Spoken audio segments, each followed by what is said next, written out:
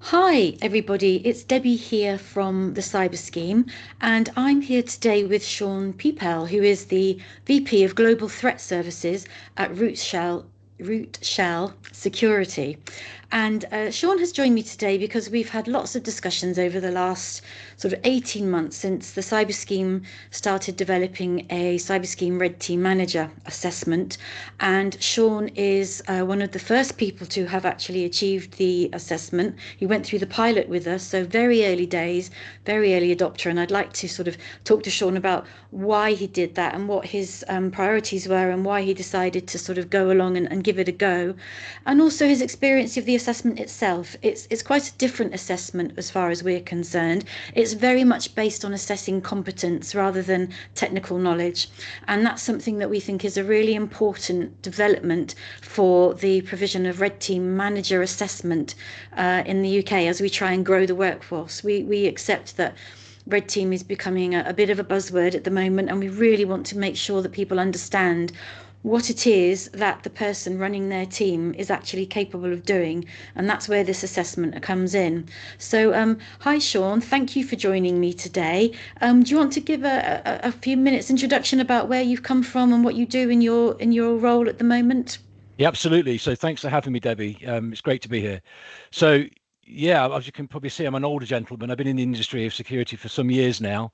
I started off in the military and then progressed into various sort of aspects of IT security with digital forensics and various sort of periphery sort of things around that. Moved into probably mainstream pen testing around about 2011. Was when I first got the bug, I guess, and I really enjoyed it. I went through the Tiger scheme at the time, not really being much of a tester, but really interested in it. And it was just never looked back from there. I found the right organization, which I joined at the time, which was Pentura. So thanks to them giving me, the option to make that start in my new career. And it was literally a new career as an older gentleman moving into this and starting again, really. But what I found was the assimilation of a lot of military terms made sense to me in this game. Sort of talking about weaponize and natural movement and all this. It was all very familiar to me. So I just kind of hand in glove with this straight from the get-go. And it all just made sense. Now I work at Rootshell. I'm fortunate enough to have kind of gone through the ranks, if you like, earned my stripes, as we say. I'm now VP Global Threat over here, so I'm one of the executive leadership, and I do hope, I hope to make decisions for the business in the direction that goes as well. One being obviously being a red team manager, which was very much so, capable and possible. In this particular case, obviously with the cyber scheme. So yeah, hopefully that just gives you a bit of a whistle stop tour, if you like, of where I am so far and how I've got here. But yeah, I've been pretty much in leadership role probably since about 2016. I was an R&D director, very early days at IntelliSecure, and then moved into running the pen test team really at 3GRC, which was probably from 2017-18 onwards, right the way through to today now, where I am as VP Global Threat. So hopefully I've amassed quite a bit of experience. I'm a quick learner, I like to think so. And I don't do this because, it's a job. I do this because I love it. I do Yeah. it because of the passion of the chase. I like to be, involved in something which, is all encompassing in your life. So this ticks all those boxes for me. It's every day's a school day, right? And that's what I Yeah. love. So that's what I enjoy. Yeah. Thank you. You reached out to us. We announced that we were developing a Red Team Manager assessment, over a year ago now, and you reached out to us very quickly and said that this is something that you were interested in, and that you would like to see how that was forming itself and developing, and how we were going to manage the assessment methodology. Can you sort of give me some insight into what you thought when you first looked at the syllabus and looked at the content and Yeah. looked at how we had developed it, and what your thoughts were about that at the time? Yeah, absolutely. I think initially, I mean, we are, as you know, we are a silver sponsor for the cyber scheme. So we're very much on that journey with you. Um, I like to join as many sort of, webinars and get-togethers, whatever else. But it's one thing that struck my attention. I think, I was listening to Sean McCormack. Um, it was talking about this idea of piloting a red team manager sort of certification, and it pricked my ears up. I am a former CSAM, obviously with Crest, but it expired, and it wasn't kind of on my immediate radar to go and do anything similar. I manage teams now, right? But every day I do manage in a fashion some kind of red team or some kind of simulated attack. It's my day to day, right? I am working with clients on a daily basis with red team activities. Unfortunately, I can't put that down, and I really enjoy it. So it just made absolute sense. It resonated with me when I heard this red team pilot. I was like, wow, this might be something I want to get involved with. And then when the conversation started talking about this early idea of the Cyber Council being recognised there as well, options, to go with that kind of chartered status, especially with the competencies that are called out. But it was also the KSATs. I was looking through the way that you guys were kind of addressing the problem of validating skill. And I really liked the way you guys were doing it. It wasn't just to sit down at a PC and tap away, what do I know on that day? This was very much a validation of, well, in my experience, how do I deal with things as a manager? How would I look to cope with this? What would be my next step? It's about almost augmenting that pressure of a day-to-day job that you're doing anyway. Yeah. And it's all about measuring that sort of response. So essentially, when you book in and say that you're interested in taking the Red Team Manager assessment, you're provided with a scenario, right? And you're given some time to actually think about that scenario and think how you would react appropriately if that was a given case. So can you talk a bit, I mean, obviously not giving too many details about the scenario itself, but can you talk a bit about how you found that experience and whether you think that measured up to what you were expecting? Refreshing, I think, is probably the first thing I'm going to say. The way you kind of engage the candidate right from the get-go puts you in a realistic driving seat, because you've now got a scenario. It's almost like jumping off a scoping call or a scoping workshop, a red team scoping workshop with a client, a number of stakeholders, risk owners, etc. And this is the ask, this is the requirement, these are the objectives, this is what we're looking, these are the levels of assurance we want to achieve at the end of it. How are you going to go about this? And we've got X amount of commercial budget, we've got X amount of, it's about proper red teaming, right? It's what we see day to day. This is real life stuff. So for me, it was more about, it was nothing that was kind of unusual to me, because I deal with this regularly, daily. I deal with this, but it was just great to see that I'm actually now being measured on skills that I utilize every day. Exactly. So I think that's testament, really, that actually you probably got it right, because now you're measuring me on the things that I do for a living, and I do this in the real world, right? So it makes sense. Yeah. And the assessment itself was built and created by sponsors who are working on red team projects day in, day out. So this is not something that we've come up with from an academic point of view or a training perspective. This has been built by industry, essentially. And it very much does rely on those KSATs, as you mentioned, which are the knowledge and the skills and the abilities to carry out tasks, just in case anyone wants to look that up.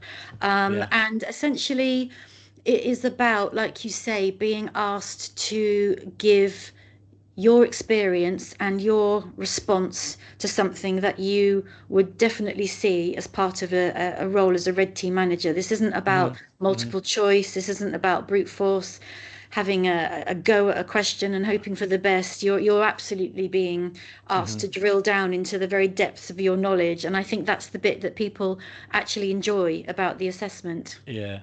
And I think to bring credence and relevancy and also validation, when I heard about some of the titans in the industry that was involved in this creation of this certification, I was bought in straight away. I don't know if I'm allowed to say their names, but I was overwhelmed. Published them. Yeah. So Gemma and Stuart and various other people that were involved. I mean, when I saw their names, I see them as titans in the industry, right? These are the godfathers, god ladies, however you want to call it. I don't know how you generalize it, but these people I respect. And it's knowing what they're doing. They know their tradecraft, right? Their skills are exemplary. I get it. I know. I look to them. I always have done podcast webinars. So when I saw that they were kind of steering the ship a little bit, it was really exciting for me then, because I thought that's a great place to really shoot for, especially to be assessed as well by these people. And if I made it, then maybe I've achieved something. I want to be humble here, right? Because we all work hard at what we do. But, I wanted to make sure that I was being measured as well by something that was checksummed in its own right.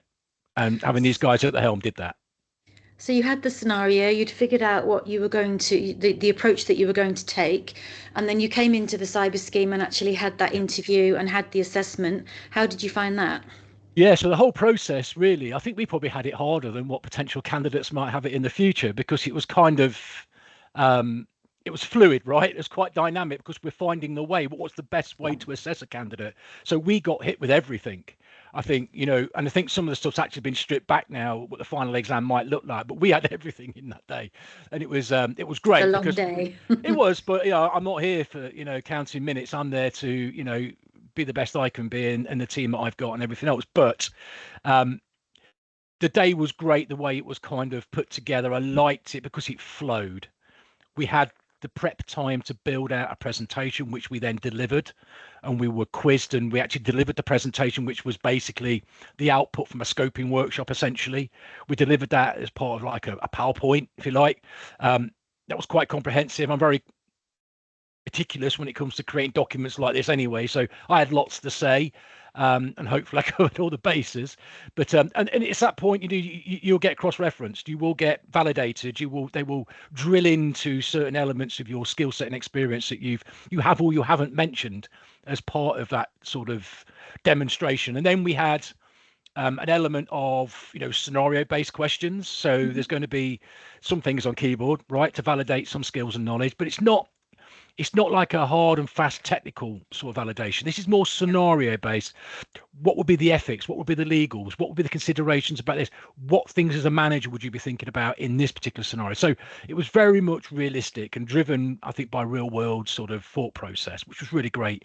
And then after all those bits and bobs we had done, we then had a final interview, which was then to really, I suppose, drill into some of the areas that might not have or may have hit the mark across the day. And it's for them to go and to drill into them and say, well, let's explore these a little bit more to see how deep your understanding is.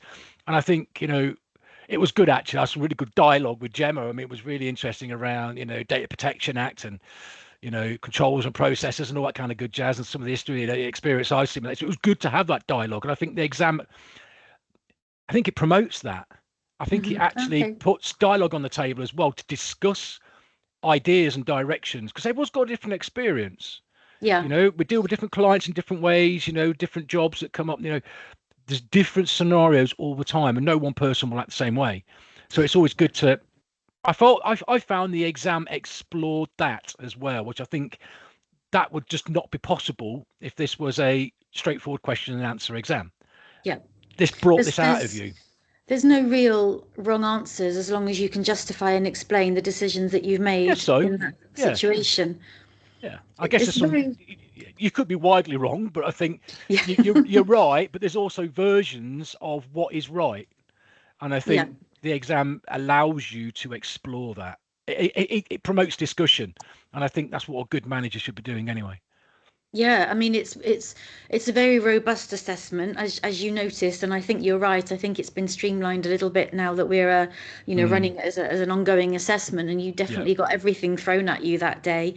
But I think one of the things that we found from people that came through the pilot and the subsequent assessment is it's not trying to trip you up. It's not a right and wrong, a yes or no. It's trying to get that competency assessment. And if you've got that competency and that knowledge and those skills, they're going to come out with the format of the assessment that the guys have used. And I think that's a really important differentiator. It's not something that can be brute forced. It's not something that can be cheated. If you're doing this as a day job, then you will find it quite a challenging but enjoyable process. Yeah, I agree with that. If you're trying to claim that you're something that you're not, then I think you'll get found out pretty quickly. I think if you are a dweller in books and know the theory, you'll get part way. It's the experience that gets validated. Okay, this situation, this scenario's happened. What did you do next? What evidence can you provide that supports? If you've never experienced it, then you'll never be able to. You probably could, it's guesstimation, right, at that point. But if you've got the experience in these fields, I mean, red teams are so dynamic, right? So many things can go wrong, and we do our best to risk assess all the way through them. But I think you need the experience, and this exam does that. It measures and validates experience. So I guess what I would say is, if you don't have many miles on the clock, as they say, when it comes to red teams, then I'd probably say get some miles on the clock. Understand all the different nuances, sort of technical demands, and also moving into those soft skills. They're very much required, running a team, understanding the limitations, understanding bias. There's so many things that, only come from experience. Yeah. Yeah. And that, I mean, the CSRTM is absolutely the pinnacle of the stack of exams that we produce and assess. And I think it does sort of demonstrate the fact that you do have to have all of those years under you of experience, because that will be what you're assessed on. And that leads me quite nicely into the fact that sort of almost not long after you were awarded with your CSRTM, the UK Cybersecurity Council endorsed it as a competency measure for the security testing specialism. And it's only at chartered level. So that gives you some idea of the amount of experience you're expected to bring to the table. We only look at CSRTM as being a competency measure for people applying for the chartered level of security testing. Yeah. And I'm delighted to say that that's what you then went on and did. And you've become the first person in the UK to hold both the CSRTM and use the red teaming badge as your competency for chartered title. So congratulations on that. Thank you. Thank you. I'd just like to sort of ask you what your motivations were for obtaining that professional title. I know we discussed before that you didn't have a current pen testing certification, so that was preventing you from applying in security testing in a more sort of traditional way. Just talk me through what your motivations were and why you did it, and how you found that experience. Okay, I suppose I've got several motivations really. Me, my personality, I always want to strive to be the best I can be at anything that I have a go at. I don't want to have a go at something and not be the best I can be at it. So when I understood, I've been a check team leader. I was a check team leader for many, many years, and I went down the various different sort of TL level exams. And unfortunately, I did let them expire because I'm more in a managerial position at about 2021, 22. Although I'm still very technical, very much hands-on, all tooling, still very much on rigs and various other sort of challenges, if you like, what to name them. But I do enjoy all of that. But ultimately, when I'm with the team, I want the team as well to see me as a very sort of technical fellow on that same journey, not just leadership who knows nothing about technicals. So for me, if I'm asking them to go and get professional statuses, which they had to do as part of the check team, then it makes sense that I should be doing the same. Unfortunately, at the time when the first idea came out that the CSTL in this particular case was the only sort of equivalent, and also the CCTs were the only ones for principal level or chartered. I was aiming for principal. I was aiming for chartered, especially when they had this idea that the CSRTM was equatable with the KSATs and the efficiencies and whatnot with that. So for me, it made absolute sense. For me personally, more, and also as a leader in the business, I wanted to make sure I was leading from the front. If there's going to be, something we need to get our hands dirty, I'm there at the front line, exactly the same as the guys. I don't see myself any differently. So I wanted to go through that journey. I wanted to make sure that, you should probably understand, right? I've got, a check team, and I had to, ask the guys to not only go through their sort of technical exams, but also go through the process of professional status, right? Which meant numbers of questions, number of scenarios, lots of supporting evidence that goes through all those different, sort of measurables, if you like. And the feedback I was getting was, this is a lot of work. This is really busy. There's so much to do. I need the time. So I thought, well, I'm going to do this as well. So I like to have an opinion on this. So I thought, right, I'll go for tip top and see how we get on, And then I got the news, obviously, that I'd been awarded chartered, and I was just like, wow, I'm just so humbled by it all. And I guess, you call me out as being, I've got both of these certs, but I see this as a joint win, right? This is a process, a journey that we've all been on, and that's everybody that's been involved with this exam, this cert, this CSRTM, and the whole process that's involved, obviously getting it across the line to be recognised by the council. Everyone that's been involved with it this is a win for all. This is a fly in the flag moment for everybody, and it's hopefully it's going to be something that's going to be adopted by many more to come. And That's the plan. Yeah, I won't hesitate, and I would absolutely say go for it. If you fit the bill with the experience, you're doing this as a day-to-day, absolutely go for it, because it does validate. I guess it's just about bringing that. how do you say it? I guess really that familiarization of the cert in the industry. So that just needs it just needs to mature, right? I guess that's the word I'm looking for. It's the maturity of the cert. Obviously, if you're chartered, right? Your principal, your practitioner. Did I miss any out? There's an affiliate or associate in there as well. Doesn't matter, whatever professional status you got, that's bona fide. That is recognised, right? Regardless of the different disciplines, that's the status you've got. But the actual individual sort of exams, the CSRTM is a new exam. It's a new certification. So I think, it can be, look, if I can do it, and I think, you put your mind to it, you can do it. All right. It's that simple, right? Absolutely. I mean, one of the reasons why I wanted to have this chat with you today is to sort of let people see the reality of someone who's been through this process. It's not something that you have to be frightened of. We are very friendly at the Cyber Scheme. The assessments, both for the Red Team Manager and for the professional title that you subsequently achieved, are all done with that idea that if you've got the competency, we'll get it out of you and we'll make sure that we bring out the best in you on the day. And I think that this is, you are a prime example of how that's happened.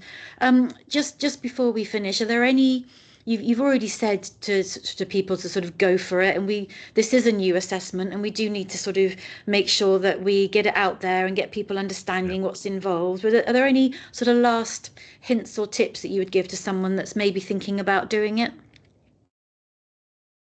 Don't think you need to be too technical is one thing I would say. Yeah, I have been, a technical, I am a technical person. Does it help you?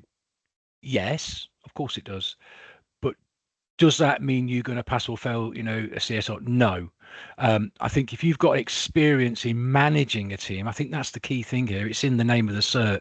You're a manager, which means you've managed people in all different types of scenarios, very difficult situations, because you will get stress tested in these areas. Mm-hmm. Where did you find a very complicated or very much, complex situation you had to make very difficult decisions, and how did you deal with these? Are the sort of questions you're going to get, and if you haven't got the experience, it's going to be very difficult, I think, for you to answer them where there's going to be sufficient evidence, I think is probably the best word, to validate that skill.